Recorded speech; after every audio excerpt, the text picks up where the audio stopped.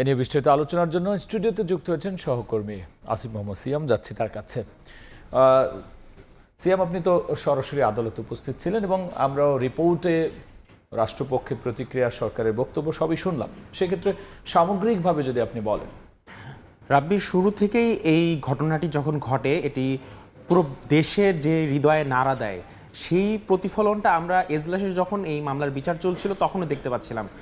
আপনি হয়তো জানবেন যে যখন সাক্ষ্য গ্রহণ চলে তখনও যে পুলিশ সদস্যরা ছিলেন, অন্যান্য কর্মকর্তা যারা ছিলেন, তারাও সাক্ষ্য দেওয়ার সময় খুব আবেগপ্রবণ হয়ে যান। এবং আজ যখন আদালতে এই মামলার রায় পড়ে শোনানো হচ্ছিল তখনও বিচারক নিজেও বলছিলেন যে এই মামলার ঘটনা শুধুমাত্র যে রামিসার পরিবারকে ব্যথিত করেছে তা না, এটা পুরো সমাজকে ব্যথিত করেছে। এবং যদি আজ এই মামলার যথাযথ রায় না হয় তাহলে আদালত ব্যর্থ হবে, এই ধরনের একটি মন্তব্য আজ আদালত করেন। এবং এর আগে আত্মপক্ষ সমর্থনে আসামিরা যখন ক্ষমা চান, একজন নিজেকে নির্দোষ দাবি করেন, সেই প্রেক্ষিতেও আজ আদালত বলেছেন যে তাদের এই অপরাধ এতটাই নৃশংস যে তাদেরকে এখানে ক্ষমা করার কোনো সুযোগ নেই। কারণ তারা যদি ক্ষমা পেয়ে কিংবা লঘুদণ্ড পেয়ে যদি সমাজে আবার যান তাহলে তাদের কাছে কোনো শিশু নিরাপদ থাকবে না।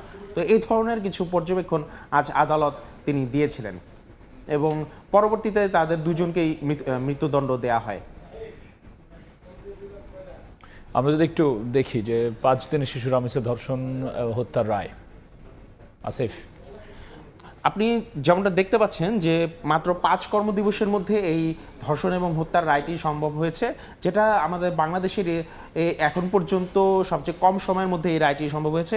এবং একটি প্রশ্ন উঠেছে যে স্বপ্নাকেও কেন মৃত্যুদণ্ড দেওয়া হলো। সেই ক্ষেত্রে বিচারক বলেছিলেন যে স্বপ্না যদি চাইতো তাহলে এই অপরাধটি তিনি শুরুতেই প্রতিরোধ করতে পারতেন।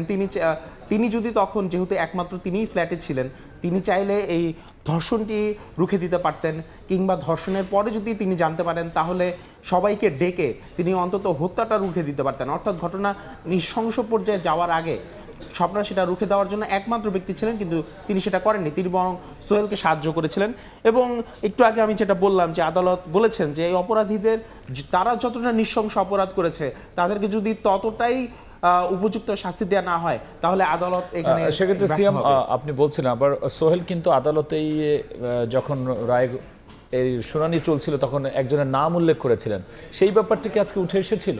সেই ব্যাপারে আদালত যেটা বলেছেন যে সোহেল যার কাছে, যে ম্যাজিস্ট্রেটের কাছে এই প্রথমে 164 ধারা জবানবন্দি দিয়েছিলেন, সেই ম্যাজিস্ট্রেট জানিয়েছিলেন যে সোহেলকে জবানবন্দি দেওয়ার আগে তিনি 3 ঘন্টা সময় দিয়েছিলেন যেন সে সমগ্র তথ্য ঠিকঠাকভাবে স্মরণ করে যেন সে বলতে পারে। সেখানে কিন্তু কোনো তৃতীয় ব্যক্তি কিংবা কোনো ডলার নামক কোনো ব্যক্তির নাম কিন্তু সে বলেনি। কিন্তু পরবর্তীতে দেখা গেছে সে হুট করেই ডলার নামক একজন ব্যক্তির নাম বলছে, যেটা ধারণা করা হচ্ছে যে এটা শুধুমাত্র বিলম্বিত করার জন্য সেই ধরনের নাম নিয়েছে। সেক্ষেত্রে সিয়াম, পরবর্তীতে কি ঘটতে পারে, বা আপিলে বা এতে আর বিলম্ব, বা রাষ্ট্রপক্ষ কি বলছে আসলে? আজ যখন দ্রুততম সময়ে বিচারিক আদালতে এর রায় হয়েছে তখন সবারই একটা প্রশ্ন ছিল আসিয়ার ঘটনাটিকে কেন্দ্র করে, যে আসিয়ার ক্ষেত্রেও বিচারিক আদালতে দ্রুত রায় হয়েছিল, কিন্তু এখন পর্যন্ত সেটা উচ্চ আদালতে বহাল আছে। উচ্চ আদালতে এখনও সেটা রায় কার্যকর হয়নি। তো আমরা জানি যে নিম্ন আদালতে যদি কোনো মৃত্যুদণ্ডে সাজা দেওয়া হয় সেটা কার্যকর করার জন্য উচ্চ আদালতের অনুমোদনের প্রয়োজন পড়ে। তো সেই ক্ষেত্রে যেটা আমাদেরকে অ্যাটর্নি জেনারেল জানিয়েছেন যে রোববার থেকে হাইকোর্টে একটি বিশেষ বেঞ্চ বসবে, যে বিশেষ বেঞ্চে শুধুমাত্র এই ধর্ষণ এবং হত্যা মামলার জন্য যেই ডেথ রেফারেন্স ও আপিলগুলো দণ্ডায়মান আছে শুধুমাত্র সেগুলোরই শুনানি সেখানে হবে। এবং সেই প্রেক্ষিতে অ্যাটর্নি জেনারেল ধারণা করেছেন যে উচ্চ আদালতে দ্রুতগতিতে এই মামলার নিষ্পত্তি হবে, এবং আইনমন্ত্রীও বলেছেন 3 মাসের মধ্যেই আইনানুগ ব্যবস্থা সম্পূর্ণ করে এই মামলার বিচার সম্পন্ন করা সম্ভব হবে, এরকম একটা প্রত্যাশা আইনমন্ত্রী বলেছেন।